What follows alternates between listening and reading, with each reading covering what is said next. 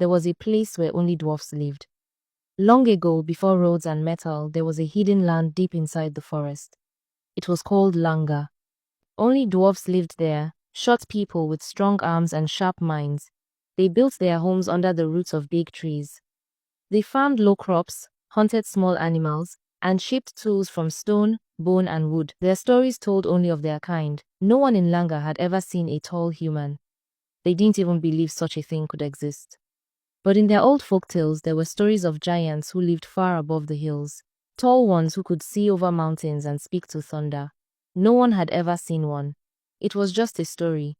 Until the day Akilo went to the river. He was alone carrying his small calabash and sponge. He walked through the thick morning mist. The river was quiet, but as he stepped closer to the bank, he stopped. Something large was lying at the edge of the water.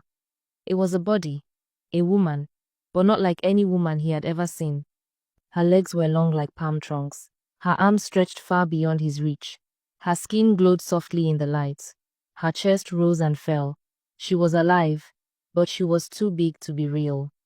Akilo turned and ran. The village gathered quickly. Elders, warriors, children.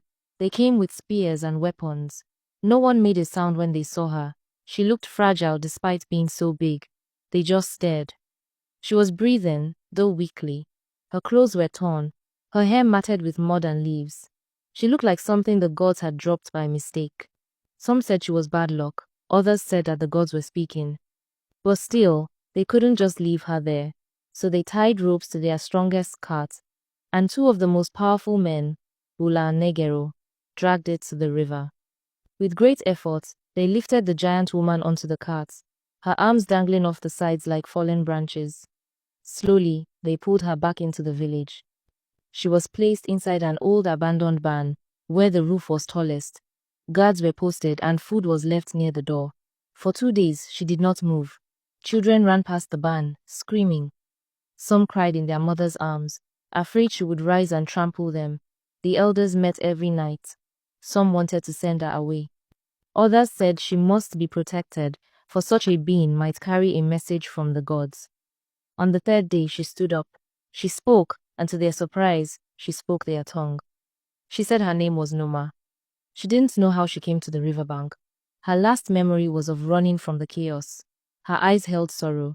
She said her kind once lived in peace and harmony, but over time, greed crept in. The thirst for power grew among leaders. Small disputes turned into battles, and soon, a great war broke out.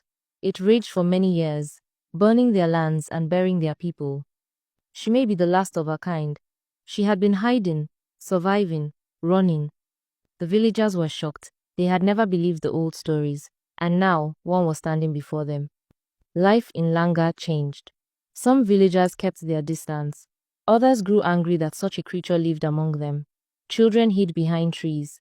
They feared her footsteps, her voice, her shadow. Even when she bent low to smile, they ran. But not everyone feared her.